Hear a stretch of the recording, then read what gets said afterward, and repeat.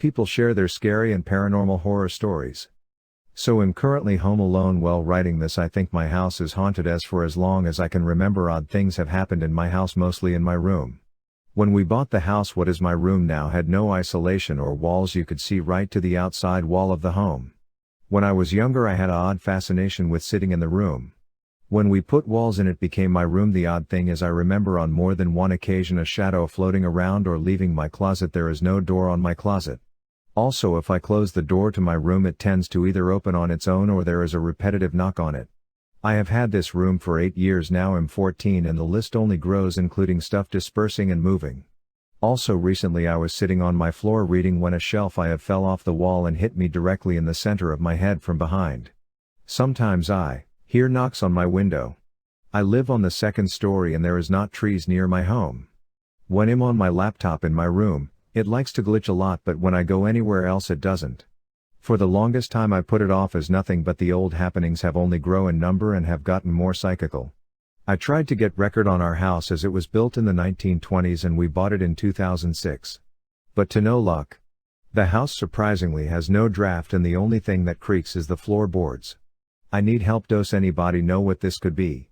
Also, I'm a big history geek, so I have a lot of old stuff in my room from wars and history. So I usually like to do all-nighters. I also have an essay I had to do the next day for school, so I'm staying up late till about 3 a.m. I have to use the bathroom. As soon as I leave my and get into the bathroom, I smell something. I know it wasn't coming from me cause I had just taken a shower, so after I'm done peeing I walk around the house just smelling, seeing if the smell would get stronger, until I reach the kitchen. The stove was on the max and they were just sitting there red burning. Also, the smoke alarm was dismantled. So I turned around and noticed the doors had been unlocked. My wooden front door was closed, but the door behind it, a metal grated one with bars, was wide open. I close them and lock all the doors. After that I start to walk back to my room and I notice a shadow out my living room window about 200 feet back, almost in the road but still on my yard. I couldn't tell if it was looking at me or not, but I figured that person was the one who had just broken in and turned on the stove. A few minutes later a white Chrysler, I think, came and picked him up. I'm just sitting in my room now being paranoid as heck. Don't know if he will come back or not. Hey guys, I first just wanted to say sorry for the late story. This is another story from my other experience in my childhood house from my first story, The Girl in the Pond. For a backstory, I used to live in an old farmhouse down in a much less popularized area, which had always given me a feeling of something close to dread whether I was alone in the house or not. Sometimes, more often than not, a chill would run down your spine. In this house lived my parents and my two brothers, though for this story only my little brother and my parents will be mentioned. My little brother, of which had an imaginary friend. It had started on a rather cold and rainy day, I recall, so my brothers and I had to play inside, so I had decided to hang out with my little brother in his room, which was rather large with a built-in closet large enough for at least 2 people to sit in if they wanted to. On this day I had asked to hang out with him. That's when he asked his friend if I could. He said yes, but his friend wanted to play a particular game. He wanted to play hide and seek. I didn't think much of it at the time, so I just agreed. My brother was first. He had to count in the kitchen, so I went around trying to find a hiding spot. That's when I had went back in my brother's room to see the closet open wide. For context, it was an old closet that had a locking mechanism on it, though we never had a key, so I had jumped in and closed it behind me and just waited.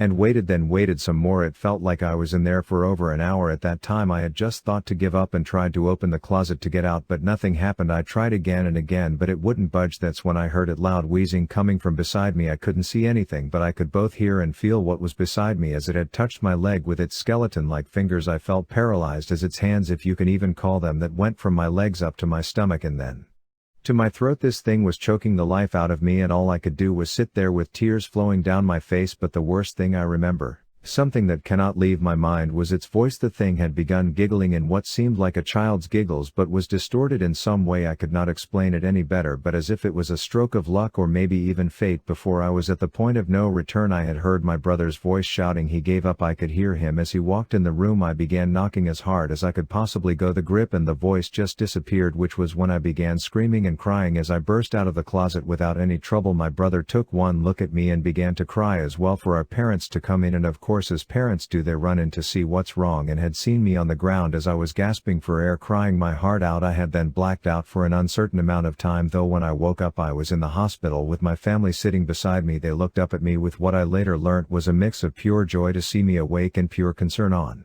what had happened. I told them everything that happened. I have never seen anyone go from concern to absolute terror. They tried to press me further, but I could not tell them more than I knew. Not long after, the doctors came to check on us along with an officer to question my family, and then questioned me as I was almost choked to death, but the doctor had shown that the choke marks were much too thin, almost skeletal, to match anyone there. I then told the officer everything. They ended up searching the house in case of any break-in or anything, but came up empty. Later that day my brother came to me to apologize for what happened. I was confused and asked what he meant. What he told me next chilled me to the bone. After I had agreed to play hide and seek, his friend said he would help find me and would look in his room, which is why he didn't actually look in there first, but did come looking after he couldn't find me after a while, which was when he found me in my condition. And to this day I am not sure if that thing wouldn't have killed me if my brother didn't come in his room, and to be honest I'll be happy to never find out. This just happened. Right now I'm on vacation, a beach in North Carolina. This is my 5th day here. It's 6:17 a.m. and someone is jogging on the beach. I can see the beach from the porch. I'm on the 3rd floor of this rental place. Now this person jogging is very important. They look normal. Only 10-ish minutes ago 2 skinny ran down the beach. They looked like they were playing, running around each other, and just moving weirdly. It was like they were water in the way they moved. I should mention it is high tide, so anyone on the beach is close enough for me to see pretty well. I thought I was just seeing things, but when they didn't disappear the first few times I rubbed my eyes I figured they were real. Now I'm saying real in a loose way, they weren't exactly normal. Skinny arms and legs, thick bodies with seemingly no necks, like their heads just sort of melded with the rest of them. By now, 6:24, I've seen a few more joggers and people just walking the beach, and none of them have looked like those things I saw. The worst part is after they passed me they sort of just disappeared. Maybe I was just seeing things or I'm losing it, but I was terrified. My hands are still shaking. It's like just seeing those things make me want to run. I'm going to stay out here for a little while longer, just to be sure I wasn't just mistaking some people running weirdly as strange creatures. Creature hiding from humanity. A couple of months ago my friend and I decided that we would like to go down to this place called Black Canyon. It's a nice rural spot, not too many people go there, but the main attraction is the lake and the small cliffs that you can jump off of. It's always better to go later in the day so the sun isn't beating on you the whole time, so my friend and I decided it would be wise to get there around 6 p.m. It was honestly like any other kind of day, nothing out of the ordinary. There were people hanging out in this middle of nowhere place, and we were all having a good time. I sent some off the cliff, but then I forgot about the natural water slide that's about a 3 to 5 minute walk away from the lake. I asked the people to watch over our stuff, got my friend, and decided to go check it out since I haven't gone down in a long while. It took us about 5 minutes to get there since my friend is very cautious, and looking at it now, if they hadn't been, I might have had a bad run-in with whatever the hell we came into contact with. Right as we were about to get to the water slide, I heard this indescribable noise. The closest thing to it was like a demonic generator going off. It was certainly nothing I had ever heard before. In all honesty, I didn't believe what I was hearing at first, so I quickly turned to my friend and asked, "Hey dude. Did you hear the same thing I just did?" My friend turned and looked a little frightened and said yeah. Neither of us could determine what it was, but that wasn't going to stop me from going down this slide. Yes, that was a terrible decision. I started to walk on down to the natural water slide, leaving my friend behind, when I swear I saw a round head and a lanky arm fly behind a rock I was about to pass by. I froze at first, but I figured that my eyes were playing tricks on me. People see things that aren't real all the time, right? Anyway, I only took one step forward before I heard the same noise as before, only much louder. The same demonic-like generator noise boomed out from behind the rock that I saw something dart behind. After that, I turned tail and ran as fast as I could back to my friend. I asked again in a frightened tone, practically yelling, "Did you hear that?" My friend looked as on edge as I was and just responded with a simple yes. After hearing my friend's answer, we ran as fast as we could back to the lake. When we came back out of breath, the people asked us what was wrong.